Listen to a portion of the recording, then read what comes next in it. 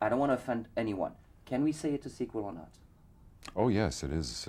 Well, I don't know if it's a sequel. It's a continuation of the Jack Ryan's story, but it derives from the Clancy novels, which are not.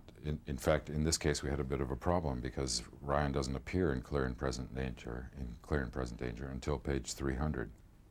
So we had to invent ways of weaving him into the story. Um, But yes, it's a continuation of films that focus on the career of Jack Ryan at CIA. I knew that there was the potential to play Ryan again, but it depended on the success of the script. I always look at the material first, and I'm not obliged to play him. But happily, we came up with a script that excited my interest and everyone else's.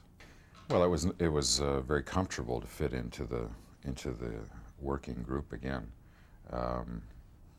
The obligation, it seems to me, when you play a character again, is to deepen the audience's understanding of that character, to take them someplace that they haven't been before in company of that character, so that they are not just given the same experience that they had previously. And everyone on the team felt that responsibility as well.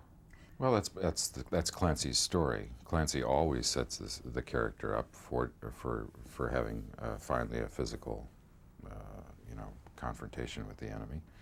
But he is essentially it's not my desire, but it's part of the story that we're doing. And while Jack Ryan is an intellectual, basically. He's a person who's an analyst of intelligence. He's not a field operative. He finds himself in situations where he's caused to act physically. Well, I think the nature of the story, it's about things that are not oversimplified. It's about bigger philosophical questions of what's right and what's wrong, the abuse of power, individuals' responsibility, and all of those things are explored in, I hope, an intelligent way. I think it's credit to the director, Philip Noyce, the producer, Tom Clancy. All of us had an interest in making an intelligent film. I don't have any secret. I guess I'm lucky genetically, and I get a certain amount of exercise and nice lighting here, I think. I hope so. We're working on a story that we hope will pan out. It took us 5 years last time to arrive at the script for Indiana Jones and the Last Crusade, and we are trying again. But it'll take a script that George Lucas and Steven Spielberg and I can all agree on is good enough to do. Well, it was 15 years before I ever made a living as an actor, and I'm glad it took that time, because during that period of time I learned a great deal more about acting than I had known to start with. I served a reasonable, I thought, apprenticeship, and I've been very lucky. Do you still do some carpentry at home? I do. I like to do it. I don't have as much skill at it as when I was doing it on a regular basis, but I still enjoy it. Sure.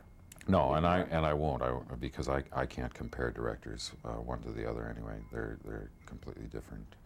Philip is a great enthusiast. He's obsessive about detail. He works extremely hard at his job, and I think he makes tasteful, intelligent choices. It's a pleasure to work with him again. When we last saw Ryan, he was an analyst of intelligence. In this movie, he's prevailed upon by his mentor, James Earl Jones, to take his position, which is Deputy Director of Intelligence. And when he comes to that position, he discovers that the President and the National Security Advisor, in league with the operations side of Central Intelligence, is mounting an illegal war against the drug cartels in Colombia. His sense of right and wrong is offended by that, and he compels them to stop this operation, but they leave the soldiers down there. And so Ryan is moved to go down there and help get them out.